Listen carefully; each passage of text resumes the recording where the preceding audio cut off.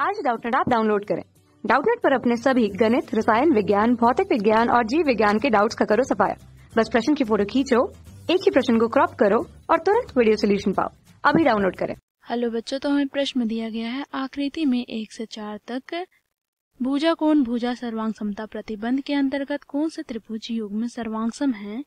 यदि सर्वांगसम है तो त्रिभुजों की सर्वांग समता को सांकेतिक रूप में लिखिए। ठीक है, तो बच्चों हमें क्या बोला गया है? देखो, दिए गए आकृति में हमें बताना है कौन से आकृति में दो त्रिभुज सर्वांगसम है, वो भी भुजा कोण भुजा सर्वांग समता कसौटी से। यदि है तो हमें उस त्रिभुजों की सर्वांग समता को सांकेतिक रूप में लिखना है। ठीक है, तो बच्चों देखो, यहाँ पर हम पहला आकृति में देखते हैं। तो पहला आकृति में बच्चों देखो, त्रिभुज QRP, इसे बच्चों हम छायांकित कर लेते हैं। ठीक है, त्रिभुज QRP तथा त्रिभुज SPR में। ठीक है, SPR में। तो बच्चों देखो, इन दोनों त्रिभुजों में हम देखें तो बच्चों देखो, QR बराबर है SP के, अर्थात दोनों की लंबाई बराबर है 4.1 सेंटीमीटर। ठीक है, अब बच्चों देखो, यहाँ पर PR और PR क्या है? दोनों त्रिभुजों में समान है, अर्थात उभयनिष्ठ है। ठीक है, अब बच्चों देखो, इन दोनों भुजाओं के अंतर्गत कोण 45 डिग्री है, अर्थात कोण SPR तथा कोण QRP दोनों ही 45 डिग्री के हैं। तो बच्चों देखो, यहाँ पर भुजा कोण भुजा सर्वांग समता कसौटी से ये दोनों त्रिभुज सर्वांगसम है।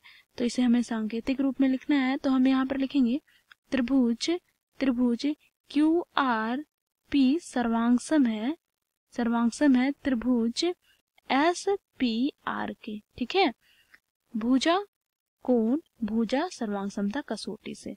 ये हो गया पहला का। ठीक है, अब बच्चों देखो, यहाँ पर दूसरा आकृति में हम देख तो दो त्रिभुज दिए गए हैं बच्चों। पहला त्रिभुज ABC तथा दूसरा त्रिभुज है यहाँ पर देखो FDE। ठीक है, FDE। तो बच्चों देखो, यहाँ पर AB 4.5 सेंटीमीटर दिया गया है और यहाँ पे बच्चों देखो DE की लंबाई कितनी है? 4.5 सेंटीमीटर। ठीक है, तो यहाँ पर AB बराबर है DE के, जो कि 4.5 सेंटीमीटर है। अब बच्चों देखो, यहाँ पर AC 4 सेंटीमीटर है। अब यहाँ पर बच्चों देखो, DF और FE 4 सेंटीमीटर है। ठीक है, तो बच्चों देखो, AC की संगत भुजा कौन सी होगी? तो यहाँ पर बच्चों देखो, ये दोनों भुजाएं बराबर है, तो इनके सम्मुख कोण भी बराबर होंगे। तो बच्चों देखो, यहाँ पर FE का सम्मुख कोण क्या होगा? D, और बच्चों DF का सम्मुख कोण क्या होगा? कोण E। तो कोण D 55 डिग्री का है, तो कोण E भी 55 डिग्री के होंगे। ठीक है, अब बच्चों देखो, यहाँ पर ये दोनों 55 डिग्री के हैं, तो बच्चों त्रिभुज के कोणों का योग कितना होता है? 180 डिग्री। ठीक है, तो ये कोण कितने के होंगे? तो 180 में बच्चों हम क्या करेंगे? इन दोनों का योग करके घटाएंगे। ठीक है, तो 5 + 5 10, 10 का शून्य लिखा हाथ में, 5 + 5 10 और 1 11। ठीक है, तो यहाँ पर हमें प्राप्त हो जाएगा बच्चों, 180 में 110 डिग्री घटाएंगे तो हमें प्राप्त होगा 70 डिग्री। ठीक है, तो ये कितना डिग्री का है बच्चों? 70 डिग्री का। तो बच्चों देखो, यहाँ पर हमें एक भुजा प्राप्त हुआ, परंतु बच्चों देखो कोण बराबर नहीं है, क्योंकि बच्चों देखो, ये 60 डिग्री का है और यहाँ पर कोई भी ऐसा कोण नहीं है जो 60 डिग्री का है, अर्थात कोण A के संगत कोण 60 डिग्री के नहीं है। ठीक है, इसलिए बच्चों देखो, ये दोनों त्रिभुज सर्वांगसम नहीं है। ठीक है, अब बच्चों देखो, आकृति 3 में हम देखें तो बच्चों देखो, यहाँ पर त्रिभुज ABD तथा त्रिभुज ACD दिया गया है। ठीक है, तो यहाँ पर हमें बताना है क्या ये दोनों त्रिभुज सर्वांगसम है। तो इसके लिए बच्चों हम यहाँ पर भुजा कोण भुजा सर्वांग समता कसौटी देखेंगे, अर्थात दो भुजाओं के अंतर्गत कोण बराबर होने चाहिए। तो बच्चों देखो, यहाँ पर त्रिभुज ABD में भुजा AB 5.2 सेंटीमीटर है। इसी प्रकार बच्चों देखो, AC में भी 5.2 सेंटीमीटर की लंबाई है। ठीक है, तो बच्चों देखो, AB बराबर AC है, ठीक है। अब बच्चों देखो एडी दोनों भुजाओं में समान है अर्थात उभयनिष्ठ है, ठीक है।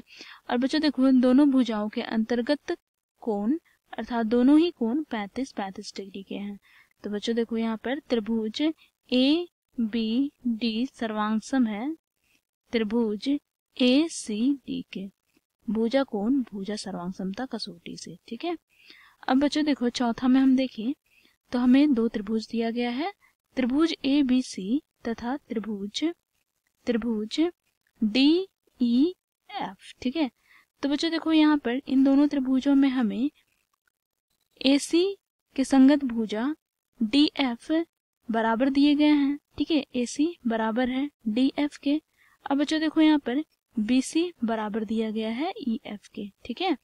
तो यहाँ पर लिखेंगे BC बराबर है EF के। परंतु बच्चों देखो यहाँ पर कोण हमें नहीं दिया गया है, ठीक है, कोण बराबर नहीं दिए गए हैं। तो बच्चों देखो चौथा नंबर में जो आकृति हमें दो त्रिभुजों की दी गई है वो दोनों त्रिभुज सर्वांगसम नहीं है क्योंकि हमें कोण नहीं दिया गया है, ठीक है। क्योंकि किसी भी त्रिभुज के दो भुजाएं अगर बराबर है तो ये जरूरी नहीं है कि उसके अंतर्गत कोण भी बराबर हों, ठीक है। Thank you. कक्षा 6 से 12वीं से लेकर नीट IIT JEE वो एडवांस के लेवल तक 1 करोड़ से ज्यादा छात्रों का भरोसा। आज ही डाउनलोड करें डाउटनेट ऐप या व्हाट्सएप करें अपने सारे डाउट्स 8400 400 400 पर।